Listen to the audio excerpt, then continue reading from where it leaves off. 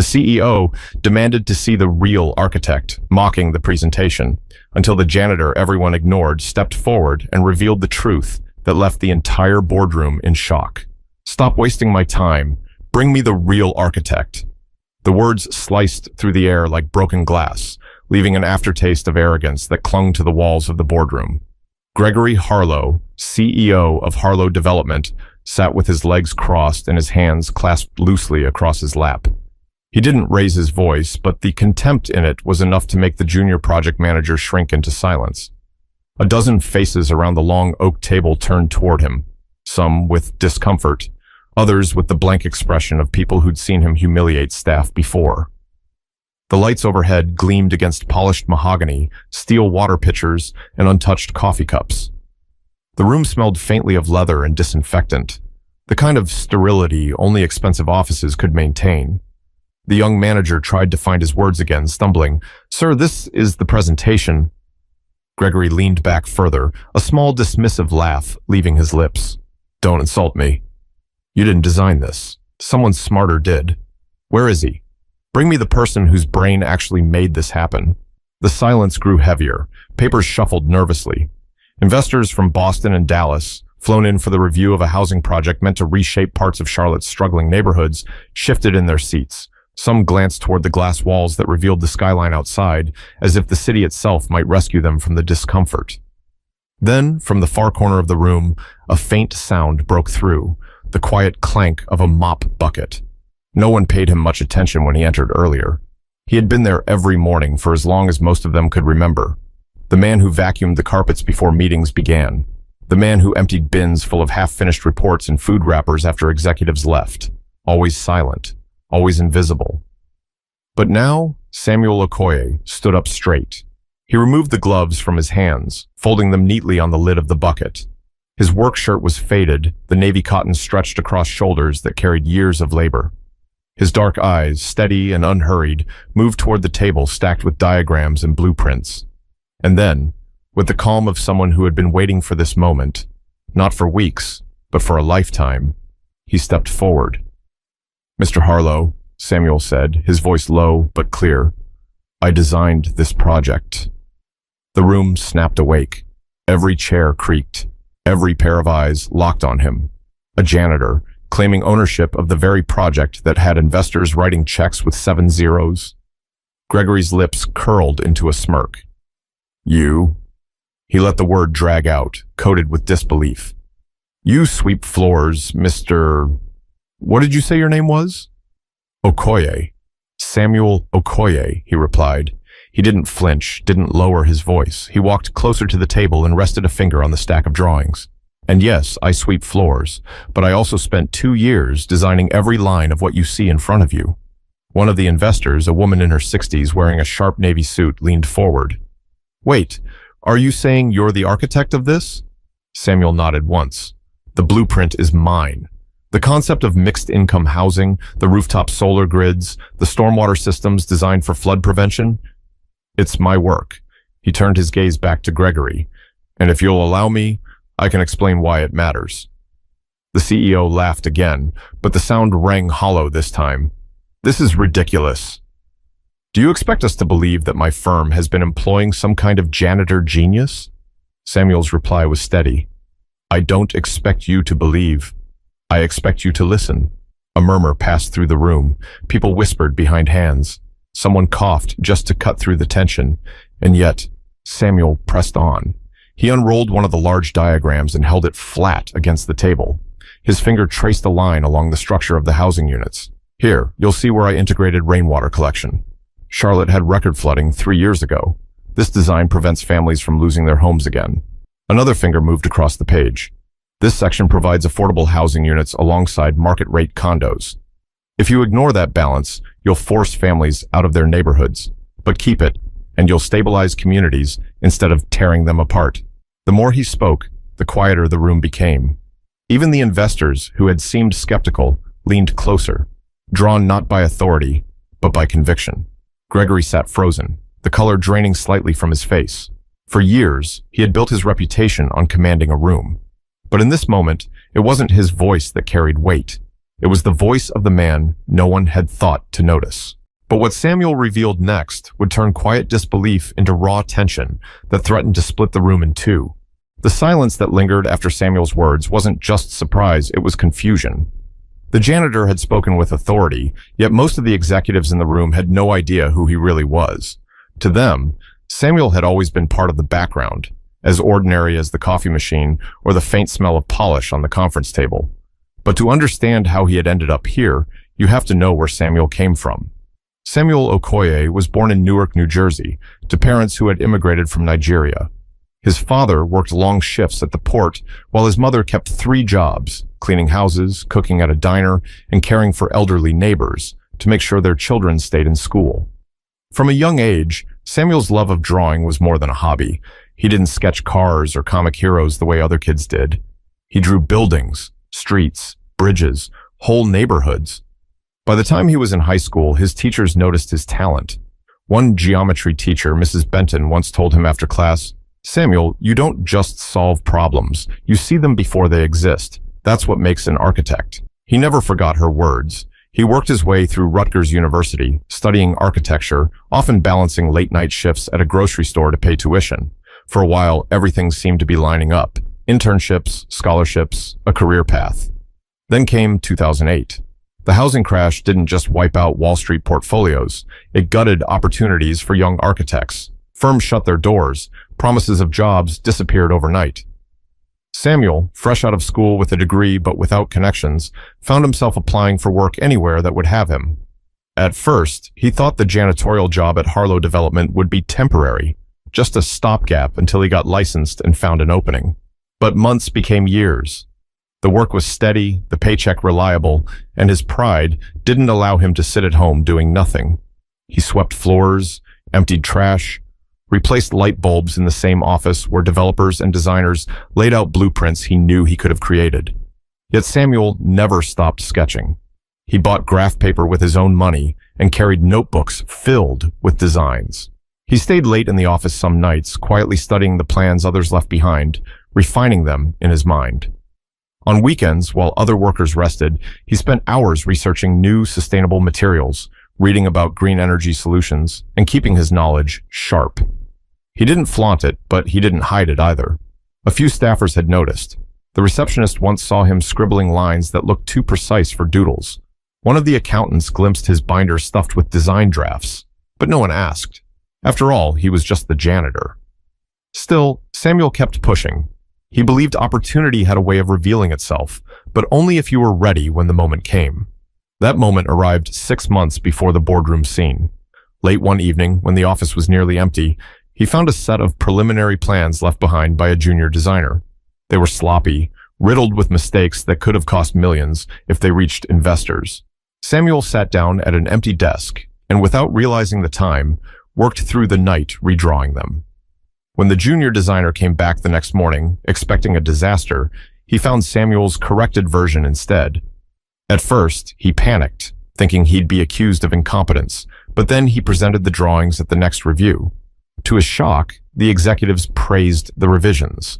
They assumed he'd done the work himself. Samuel said nothing.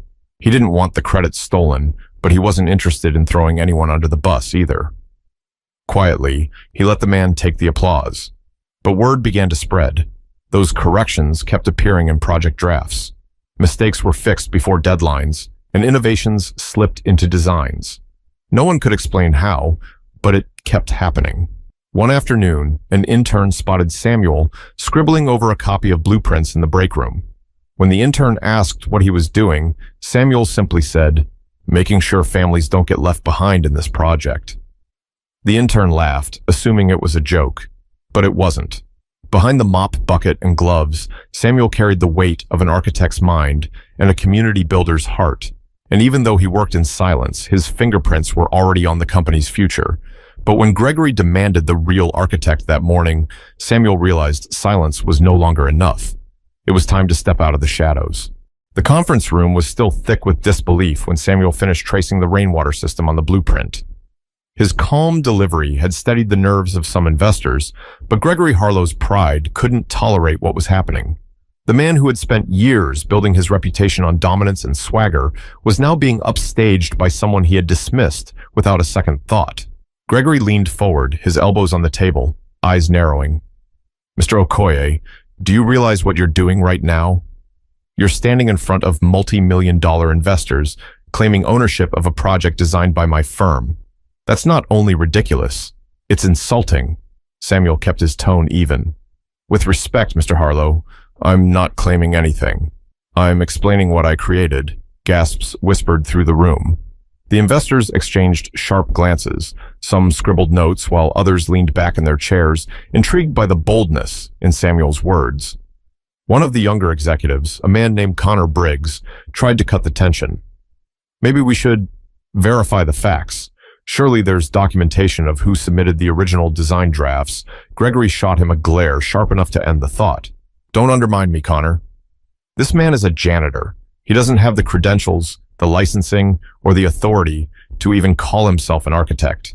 Samuel's jaw tightened, but he didn't raise his voice. You're right. I don't have the license. I couldn't afford to complete the process after the crash. But knowledge doesn't vanish because paperwork is missing. Every line on these plans reflects training, research, and vision. All mine. For the first time, his voice carried an edge, not anger, but conviction. An investor named Harold Kinney, a retired real estate developer from Phoenix, leaned forward, tapping his pen against the table. Gregory, I've been in this business for 50 years. I've seen a lot of bluffers, a lot of talkers.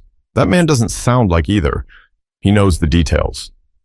Cold, Gregory's smirk faltered, but he recovered quickly. With all due respect, Harold, you've been around long enough to know confidence can be faked. He's probably read enough scraps lying around the office to sound convincing. That doesn't make him the architect of this project. The woman in the navy suit, her name was Sylvia Torres, spoke up next. Then let's test him. If he's bluffing, it'll fall apart. All eyes turned back to Samuel. Gregory sat back, arms crossed, a cruel smile creeping across his lips. Fine. Let's hear your explanation for the load-bearing design on Building C. The drafts were a nightmare. Go ahead, enlighten us. Samuel didn't hesitate. He reached for the corresponding sheet, spread it flat, and pointed. The initial design failed to account for soil displacement in this area. Charlotte's southeast side has clay-heavy soil prone to expansion and contraction. That would eventually crack foundations and destabilize support beams, so I redesigned the base with reinforced concrete and incorporated tension cables to distribute weight more evenly. It costs more up front, but prevents catastrophic failure later. The room was silent again, but this time for a different reason. Sylvia tapped the paper with her manicured finger. That's exactly the kind of issue most firms miss. And your solution matches what third-party consultants have been recommending for months. How did you know that? Samuel straightened. Because I lived through it.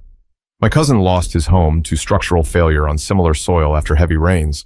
I studied everything I could find to make sure it never happened again in any design I touched. The silence carried weight, the kind that couldn't be brushed aside with Gregory's theatrics. Gregory's face flushed. So what? You expect me to hand over credit to someone who doesn't even belong at this table? This is my company, my reputation. Samuel finally looked him square in the eyes. His tone was calm, but firm. With all due respect, Mr. Harlow, reputations built on ignoring truth don't last, but buildings designed with care do. You asked for the real architect. You have him. The tension broke like glass. Two investors whispered to each other with raised eyebrows. Connor Briggs, still nervous, glanced at Gregory before murmuring, "He makes a strong case, sir." Gregory slammed his palm on the table. Enough! His voice cracked with the effort, echoing against the glass walls. This meeting is about my project, not a janitor's delusions. But the more he pushed, the more the room leaned toward Samuel. His quiet authority was proving stronger than Gregory's bluster, but the investors weren't done. They wanted answers, and their questions would push the clash even further. The investors leaned back in their chairs, the weight of the moment, pulling their eyes from Samuel to Gregory and back again. Everyone in that room felt the balance shifting. The only one who seemed unwilling to admit it was Gregory himself. From the far end of the table, Sylvia Torres adjusted her glasses and spoke carefully. Gregory, if Mr. Okoye is lying, this will become obvious in minutes. But if he's telling the truth, then dismissing him without hearing him out could cost us all. A murmur swept across the table, the kind of murmur that signaled doubt had entered the picture. Gregory forced a laugh, one that sounded thinner than before. Come on, Sylvia. Are we really entertaining this? He pushes a broom, for God's sake. What's next? Are we going to take medical advice from the guy who delivers the mail? Harold Kinney leaned forward, folding his hands. Don't twist this, Greg. I've dealt with enough arrogance in my career to know when it's covering fear. He's not stumbling over words. He's not buying time. He's speaking like the person who actually knows this design. The other executives whispered among themselves now, some leaning towards Samuel, others shooting uneasy glances at Gregory. The junior project manager who'd been shut down earlier kept his eyes fixed on the table, as though afraid that breathing too loudly might draw Gregory's fire. Connor Briggs broke the silence with a question that surprised everyone. Mr. Okoye, if you've been working here as long as I think you have, why didn't you speak up earlier? Samuel looked at him directly. Because people rarely listen when you wear gloves and carry a mop. I waited. I worked quietly, but I never stopped designing. And eventually, I realized staying silent would cost families more than it cost me. Connor swallowed hard and sat back. His expression told everyone that Samuel's words had landed, but Gregory wasn't done. His voice rose, cutting through the air. This is absurd. Do you all understand the liability here? If word gets out that this firm let an unlicensed janitor design a multi-million-dollar project, the lawsuits would bury us. He's lying. He has to be a younger investor from Dallas. Alex Pruitt raised his hand slightly, his drawl soft but sharp. Or maybe you've been passing off someone else's work as your own.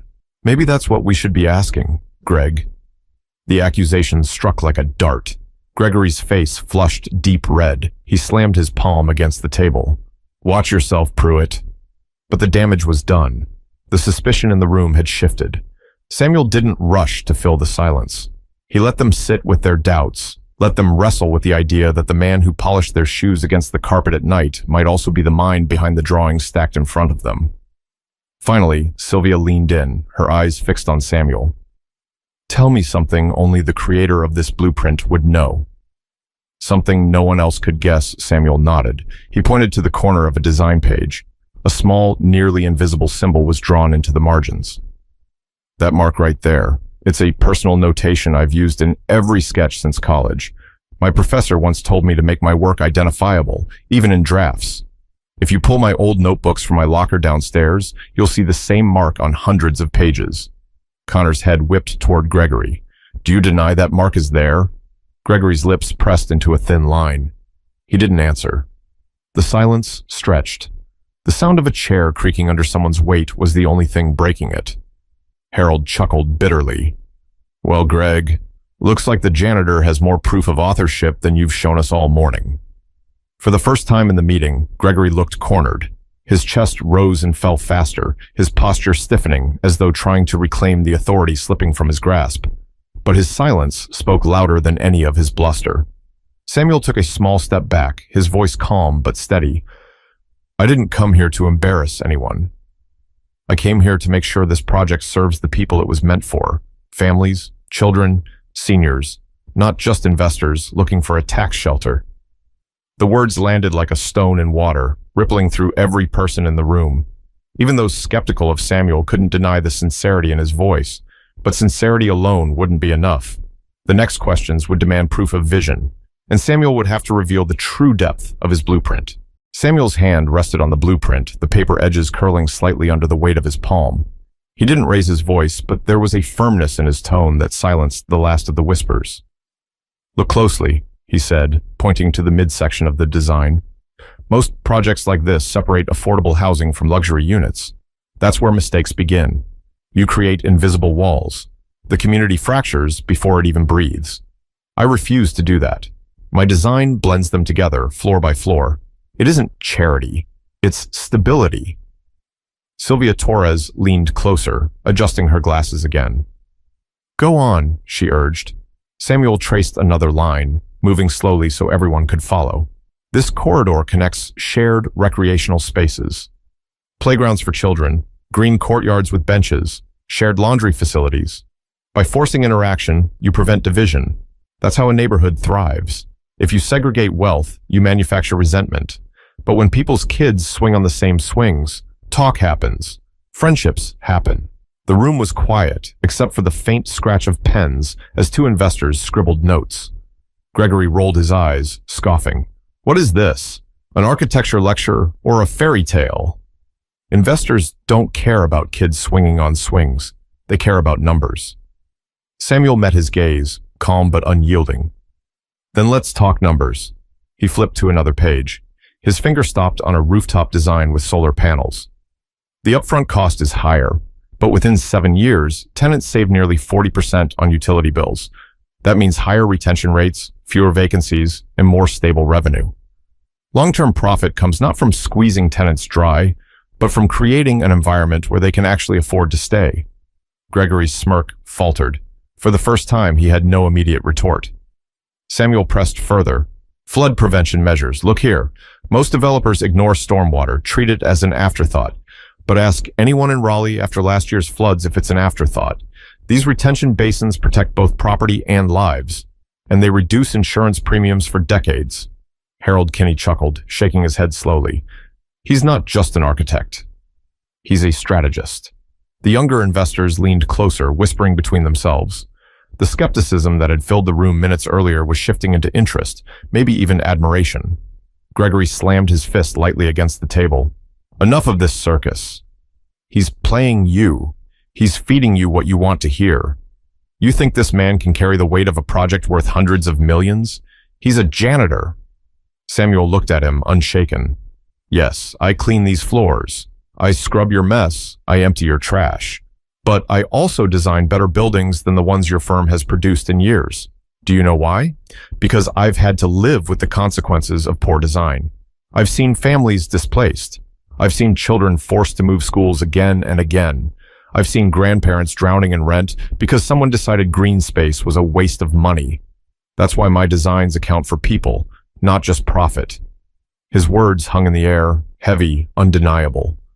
Connor Briggs, his voice quiet but firm, asked, Mr. Okoye, if everything you're saying is true, why stay? Why not leave, find another firm, prove yourself somewhere else? Samuel took a breath. His eyes softened. Because this city is my home. My parents raised me here after leaving everything behind. I wanted to leave a mark, not in glass towers or gated communities, but in neighborhoods where kids like me could believe they mattered. If I left, these ideas would gather dust in notebooks. But here they might actually stand. The investors exchanged looks again, but this time their faces showed something new.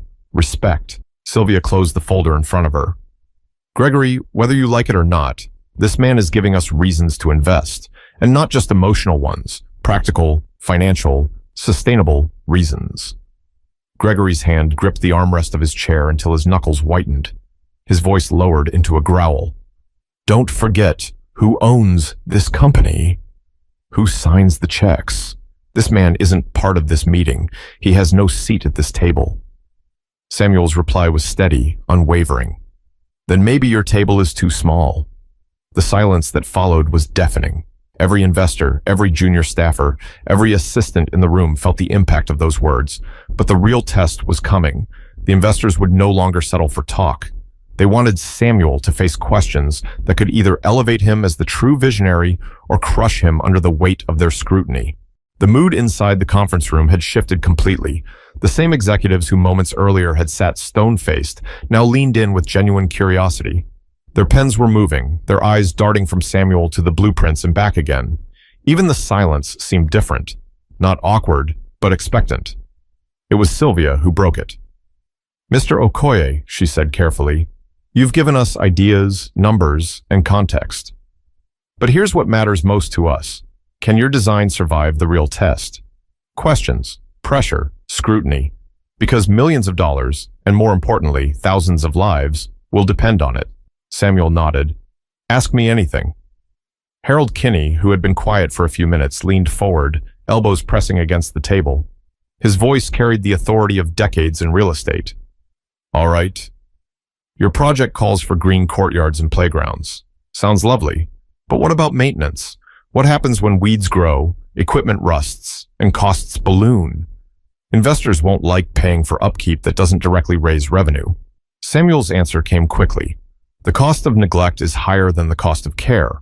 I've built recurring maintenance into the tenant association fees, small, predictable, and manageable. Families contribute, but they also gain. Children have safe spaces, seniors have gardens, and turnover drops significantly.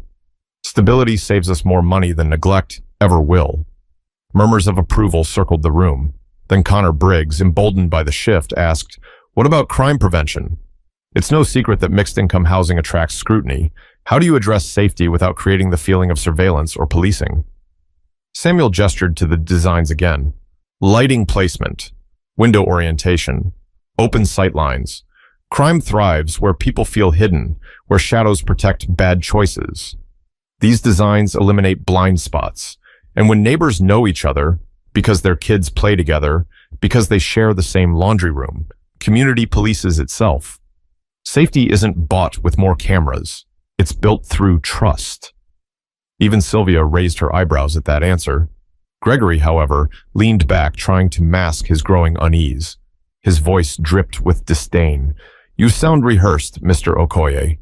Like you've been waiting your whole life for this stage. Maybe you've read enough books to play the part, but design is more than ideas. It's execution. What happens when budgets tighten, contractors cut corners, or politicians start meddling? What then?" For the first time, Samuel allowed himself a small smile. "Then you fight for the integrity of the project. You fight for the families depending on it. If you compromise at every corner, you build nothing worth keeping. That's the problem with too many developments in this city. They were designed to look good in brochures, not to stand for 50 years. I'm not here to create a brochure. I'm here to create homes." The words hung in the air like a challenge. Alex Pruitt, the younger investor, leaned forward. "Mr. Harlow, with respect, I've sat through a lot of your presentations. You talk numbers well, but I've never once heard you talk about families or longevity. This man, janitor or not, is making me want to write a check." Gregory's face twisted with frustration. "You'd stake millions on a man with no license? No portfolio? A man who pushes a broom?" Sylvia shot back sharply. "What I see is someone who knows the soil, the streets, the realities of the community. When was the last time you walked through those neighborhoods, Greg?" Gregory didn't answer. His silence said more than any excuse could.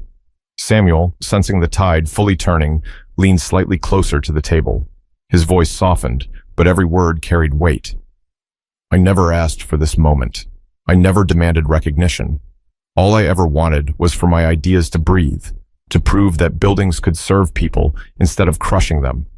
If you reject me because I wear the wrong uniform, then so be it. But if you listen to the design itself, you'll see that it doesn't care about uniforms. It just works." The investors were quiet again, but not with doubt, with thought. Pens clicked closed, binders shut. Their faces showed the calculation of people weighing risk against vision, profit against legacy. And in that balance, Gregory could feel his authority slipping through his fingers. But the final decision wasn't his to make. The investors were ready to turn the spotlight fully onto Samuel, forcing Gregory into a silence he could no longer control. The silence that followed was heavier than anything the room had felt all morning. Gregory sat rigid in his leather chair, his jaw tight, his fingers drumming against the polished oak. He looked less like the man in control and more like someone desperately trying to hold on to it. Across from him, Samuel stood calm and steady, his work shirt damp with sweat from nerves, but his voice unwavering. Finally, Sylvia Torres broke the silence. "Mr. Okoye," she said, carefully enunciating his name, "you've convinced me. Not because of sentiment, but because of substance. Every answer you've given has been grounded in logic, experience, and foresight. That's more than I can say for what we've heard from the top of this company today." Her words landed with the weight of a verdict. Several investors nodded. Alex Pruitt leaned back in his chair and let out a low whistle. "She's right. I came here expecting the usual song and dance. Instead, the only person giving me confidence in this project isn't even on payroll as a designer." Gregory shot to his feet. His voice was sharp, almost desperate. "This is my company. You don't get to come in here and hijack my project. Do you understand the precedent this sets? A janitor waltzing in and taking credit? If this story gets out, it'll destroy us. Harold Kinney, who had been studying Gregory quietly, finally spoke with the authority of age and experience. Gregory, what will destroy you is pretending not to see what's standing right in front of us. You've built a business on arrogance, but investors like us know the difference between arrogance and vision. This man has vision. The room murmured in agreement. Gregory's face darkened. He turned toward Samuel, trying one last time to cut him down. Even if every word you've said is true, you don't belong here. You're not licensed. You're not certified. You're not one of us. Samuel didn't flinch. He placed both hands on the table, leaning forward slightly so his eyes locked on Gregory's. His voice dropped, calm but piercing. I belong wherever truth belongs. You asked for the real architect and I answered. You can deny me recognition, you can deny me pay, you can deny me a seat at this table, but you cannot deny that these designs are mine. They speak for themselves, and in time so will history. The power in his words struck the room like a hammer. Sylvia looked around the table. We're not here to debate uniforms. We're here to invest in ideas that last, and I think it's clear whose ideas those are. Connor Briggs, the nervous junior executive, finally raised his head and spoke. Mr. Okoye, if you're willing, I'd like to work with you directly. I don't care about titles. I care about learning from someone who actually sees the people behind the buildings.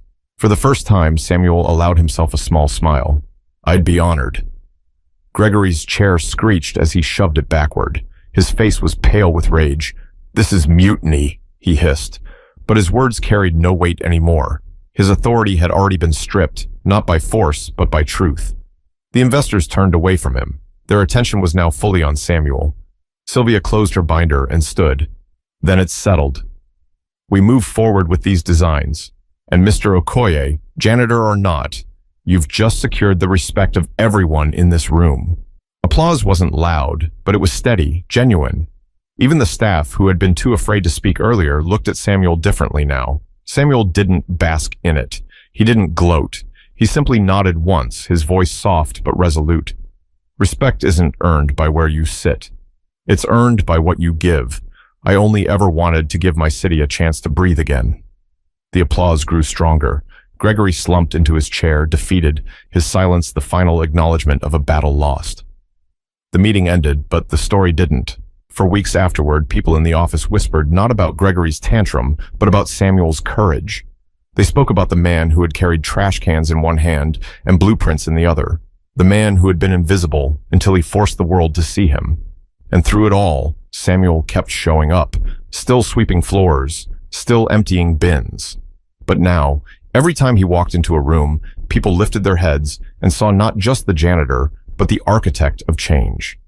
Because in the end, the lesson wasn't about buildings or contracts. It was about respect. Never underestimate the person you overlook. Never dismiss the quiet worker in the corner. Because the moment you do, you might just miss the genius who could change everything. So if you've ever been overlooked, ignored, or underestimated, remember this story. Respect isn't tied to a title, a paycheck, or a corner office. It's tied to truth, to effort, to the courage of standing up when it matters. And if you believe stories like this deserve to be heard, make sure to subscribe, because the next one might just change how you see the world around you.